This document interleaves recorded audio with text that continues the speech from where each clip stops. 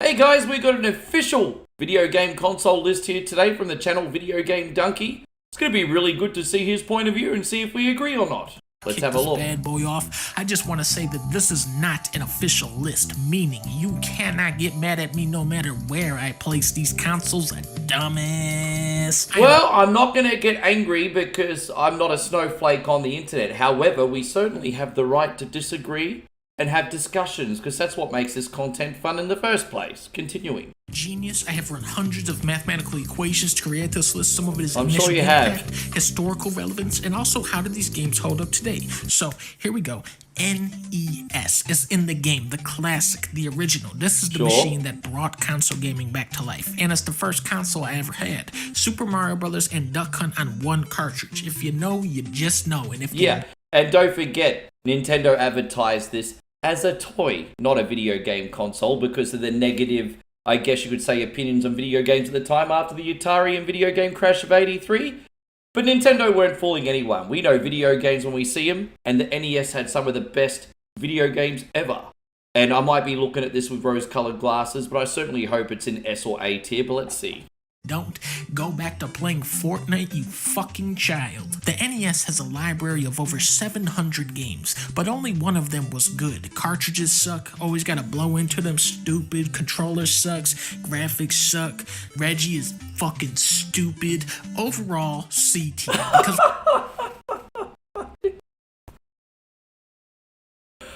Look, I'm not going to say too much because I think most of us here no console's perfect, and there certainly was some shovelware with the Ocean and LJN games and everything like that, right? But there's so many nostalgic and wonderful games on the NES that still hold up today. Not all of them, but a lot. And I think old mate here is trying to generate a reaction, hey? You have to pay respect to the classics. Next up is the Sega SG-1000. Right. What an amazing machine this was. Everybody had one of these, and if you didn't have one... Everyone had one. I'm pretty sure it was released only in Japan, and then their 3000 was like our Master System right now. If you're in Europe and Australia, we all love the Master System, the Model Up. But I don't even think most people in North America knew what any of these 8-bit older Sega consoles were, right? Dude, this guy's totally taking the piss. I wasn't expecting this to be a comedy. It's because you had the Sega SC-3000, or you had none of them, like everybody. Didn't even come out in America, doesn't even get placed on the tier list, C tier. Super Cassette Vision. This has a calculator on the top.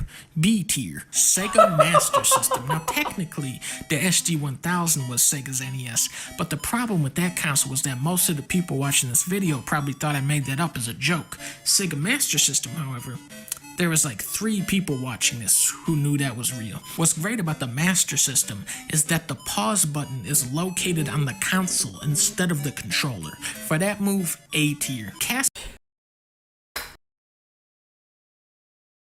I just love it because he's just turning... dude, this guy's just spitballing whatever comes to his head, turning it into a video, and then boom, here you go, you have a tier list. I mean, this is brilliant. I might need to do a video game reaction, console games, whatever, myself one day, where I'm just like, hey guys, we got consoles here, and because this console reminds me of apples, I like eating apples in the summertime, A tier. Because that kind of feels not much different to what's going on here right now. A pause button on the console? Really? So that's what's going to put the Master System above the NES? I mean, kudos to you, bro. PV-1000. This was an extremely blue console. A tier. The Atari 7800. Wow. This was the biggest number console ever, meaning it was the most powerful. No. See, now he's taking the piss, because around at the same time in the 8-bit wars, I guess you had the NES, right, and the Atari 7800. Now, granted, we did have the 7800 in Australia for a small amount of time. I do remember the commercials. Don't ever remember really playing it, though. And we do a retro request show every week. Not one time has anyone ever requested anything on the Atari 7800. Certainly on the 2600, but never on the 5200 or the 7800. And, when you compare, like, just one game off the top of my head, like Double Dragon on the NES compared to 7800, there's just no comparison. Like, if there's a game that's on both consoles, it'll always look more shit and play more shit on the Atari compared to on the NES. So, yeah, this was a muffin console for sure. Even if you throw in Xbox 360 at this thing, you're still left with 7,400 horsepower, and Atari utilized it all with the game Beef Drop. This game sold 3 million copies. A tier. Super Nintendo. Now we're talking some real talk. Mario was missing. Mario's Time Machine. Ooh, Shaq Fu. What the fuck more do you want? The 16-bit era was twice as much power as the 8-bit era, which meant that the games were twice as good, and this is why Super Nintendo is in the C tier. You guys are so pissed right now. Game Boy fucking sucks. The original Game Boy was massive. It needed 4 AA batteries. The screen was horrific. It was green and black. Everything looked washed out. If there was a glare, you couldn't see anything. If it was too dark in the room, you couldn't see anything. Even for the time, the hardware was obnoxious. But it did have Tetris, so B tier. The game. Yeah, no, the Game Boy was pretty good. I mean, it didn't really get really good until we got up to the Pocket era when it took less battery power and everything. But that was always a problem with the Game Boy, right? The fact that it was either too dark or too bright in the room you were in. And unfortunately, you know, the Light Boy accessory was pretty expensive. And it seemed like if you're a big Game Boy fan, you needed to buy so many different accessories just to get the full experience, right? Which got kind of annoying. That was also part of its charm. Like, it did come out in the late 80s after all. A lot of the accessories and the experience hasn't aged well, but back then it was just, like, totally normal. I actually probably would put the Game Boy in B tier, maybe A tier myself, personally. Game Gear. You had to be a special kind of dumb to get this thing. B tier. Sega Genesis has blast processing, which is still faster than any computer today, going all the way down to the... You're not even giving explanations, or you're going to piss people off by either over-explaining in your dumbass way or not explaining your reasons for putting this in the tier categories at all. And so you're like going from one extreme to another here. You're just like a flippity-floppity thing. My gosh. So we went through 8-bit, Tiger 16-bit, but what about 32-bit? Why don't you ever hear about 32-bit? Well, S tier. Because the 32-bit era was a fucking disgrace. The biggest hardware release of this time was the Atari Jaguar, which was the most Jag of all consoles. The only cool thing about this console was the name. Look at this controller. Atari. Huh? What was with the Atari having, like, really whack controllers? Like, even my Atari Lynx, I thought, had buttons in weird areas of the controller, right? Back when I had the Lynx, it was this big, bulky thing. And then you had the 5200 controller with, like, the dial and stuff. And, you know, even the 2600, fair enough, having a joystick and the one button is pretty simple, but you'd always give yourself calluses on your hand, like, just moving that joystick. I just don't know. I mean, look, Atari controllers have never been ergonomically friendly, have they? Atari, what? Why is there a phone on there? So that I can call Nintendo and order a better console? B tier for the Atari Jaguar. Nintendo Virtual Sega Nomad. I will fucking kill Bowser. What's great about the Sega Nomad is that it lets you play Shaq Fu anywhere you go. I tell you what, A tier, yeah, man. I would love to have a Sega Nomad, and obviously now that you can get retro consoles, they're kind of like obsolete, you know, because you can get the all-in-one and everything. I mean, if you don't have any objections to using emulation, of course. But what I like about the Sega Nomad is just how collectible it is, because they came out with like less than 1 million copies, if I'm not mistaken. Because it did come out pretty late in the Sega's life cycle, didn't it? It was a little bit too little too late. But man, I would have loved a Sega Genesis handheld back in the day. And I would assume you could also plug in like an aftermarket like Sega Master System converter as well. And not the official one, because that's that bulky mess, but the aftermarket ones will slide in. So you could play like 8 and 16-bit games on it. Pretty cool. But anyway. Easily. Sega Saturn. Wow. The Sonic game of the Sega Saturn was Sonic R, and that explains the sales of the Sega Saturn. B tier. PlayStation. Okay, now we're cooking. Monkey Catch, Tony the Rapping Beaver, Little Rick Skate Park. It was all of the games you wanted to play, and like 50 RPGs. Keep in mind, this was back when RPGs were good. Yeah, I mean, PlayStation was pretty RPG heavy, and I didn't really fully appreciate it, unfortunately, because I put all my time into Final Fantasy VII, Final Fantasy VIII, and a couple others. But, I mean, yeah, if you're really into RPGs, I mean, Super Nintendo and PlayStation, I mean, that would keep you busy forever. You know, before they were aimed at the Sonic Forces demographic. S tier for the PlayStation. Yeah, fair call. Glover, Blast Corps, and that's all I need to say. So, look, the PlayStation, Nintendo 64 are obviously very early 3D eras. A lot of games stand the test of time. Nintendo 64, obviously, is Mario 64, Ocarina of Time, PlayStation, Metal Gear Solid, Tekken 3, all special games. But you also had, like, those really annoying, janky tech demos rated 3D experiences because, they were still testing the water with that kind of technology, with the janky controls and the unmovable cameras, and it was just horrible. So, I mean, I wouldn't put Nintendo 64 at S tier. No freaking way, man. I thought PlayStation was more consistent with the classics. But okay, I'm digressing a little bit here. S tier, Dreamcast. Am I right or am I right? Dreamcast is still the coolest console. Space Channel 5, Samba de Amigo, Shenmue, Power Stone, Seaman. The memory card was a little Game Boy, and you could play Crazy Taxi. S tier for the Dreamcast. Yeah, I give the Dreamcast S tier purely for Crazy Taxi. End of story. PlayStation 2. Okay. Look at that. Look at the font on that logo. For the logo alone, I should put this in the S tier. But do not sleep on this library. X Squad, Elden Ring, Everhood, Orphan, Kessen, Tekken. Do I like PlayStation 2? Well, my man, I believe I do. D tier. You got. He's so taking the piss. Because the PlayStation 2 was such a wonderful evolution after PlayStation 1. I don't need to tell everyone in here that. And the thing is, up until I think PlayStation 4 and Nintendo Switch, it was also the most successful selling console of all time. Not to mention the fact that it lasted commercially for like about, 10, 11 years before it got discontinued. Up until 2012, 2013, I think I was still seeing games selling for PlayStation 2 in some department stores. That's pretty freaking incredible. No other console lasts for that amount of time, and he's going to give it a D tier. Guy's taking the piss. Taking the piss. Right. GameCube. GameCube went.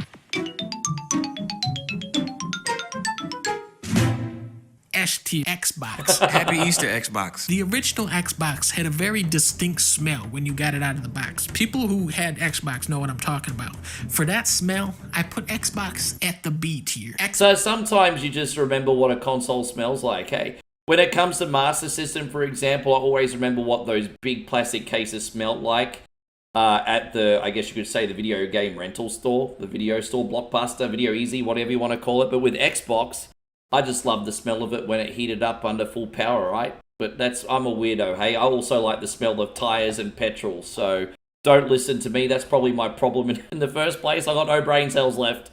Xbox 360. Merry Christmas, Xbox. It's Usher. Now we're coming full circle.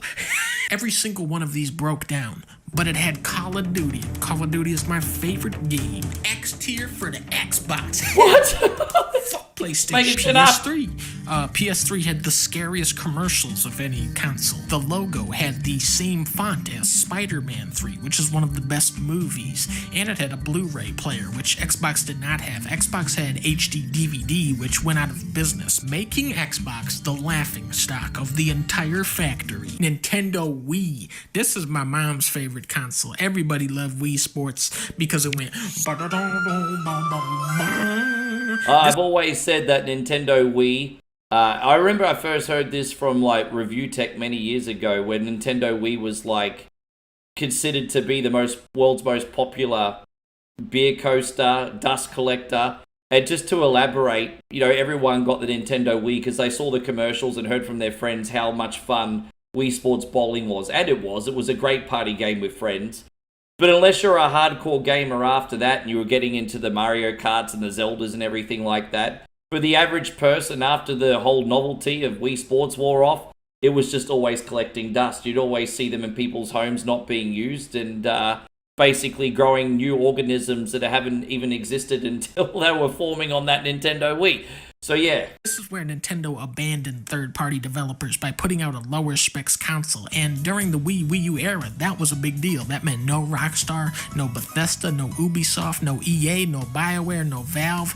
These were the titles carrying PS3 and Xbox, and they weren't available on the Wii. Luckily for Nintendo, Bethesda, Ubisoft, EA, BioWare, and Valve stopped making video games. B tier. Wii U, more like PU. Nintendo went, hey, what if we make a bunch of video games? Gamers do not play games, Nintendo. Very out of touch and bad console. The games on Nintendo Wii U were just fine. I just don't know why Nintendo didn't call it, like, Wii number 2. Because then people would have known what they're getting. Oh, okay, it's a new generation. We got to get the new one. Better games, better graphics, better performances. But when you call something the Wii U, if I didn't, if I was a casual parent, I would just assume it's like a Wii Pro or like a DLC or not like a full new evolution, right? And this just goes to show why marketing is so important. The games on the Wii U were actually very, very, very good. It's just a shame it didn't really work out. F tier. Xbox One is a legend. With this console, Microsoft wanted to come up with an even dumber name than the Wii U. Xbox One is actually the third Xbox, and it's like they say, good things come in threes. Fortnite, Madden, Assassin's Creed, Apex Legends, Among Us. Xbox One going in. Yeah, I kind of agree with that. I don't understand how Xbox name their consoles, and I understand you don't want to copy your biggest rival PlayStation. They're already doing PlayStation 1, PlayStation 2, PlayStation 3. But that just keeps it so simple, because you got to treat people not like they're stupid, but explain things like they're young, you know what I mean? So it instantly clicks.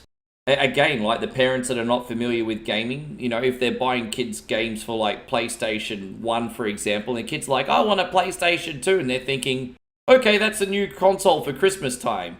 Whereas if you try to be overcomplicated with the names on these things, you're going to lose people if it doesn't instantly compute what it is in their head straight away, if that makes sense. I always look at these things from a casual point of view because not everyone's a gamer. X tier. PlayStation 4.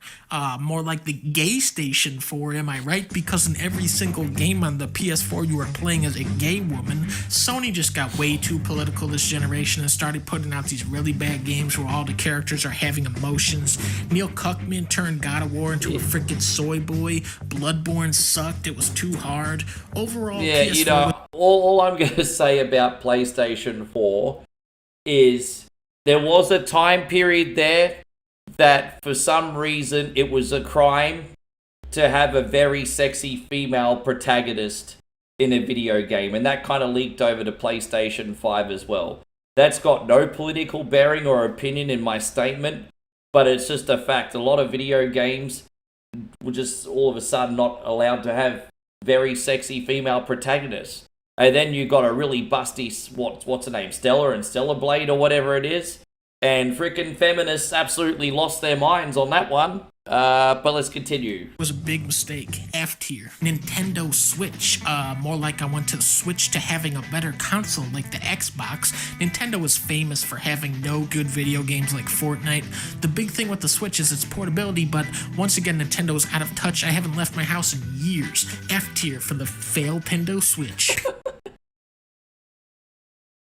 Oh, he's putting all the... Yeah, look, the Nintendo kind of are out of touch, and Nintendo Switch always kind of was like that little engine that could, because it was always underpowered, even on launch.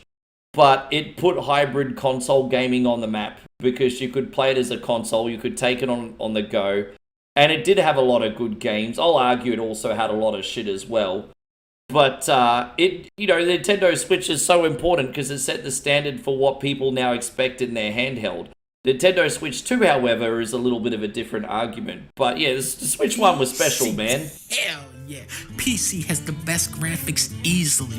I got the NVIDIA 10 million hooked up running that Among Us in 12K. What's nice about PC is that you get the backwards compatibility with NES, SNES, Genesis, PS1, PS2, N64, Game, DS, and arcade cabinets thanks to emulation. But more importantly, you can play Hearthstone.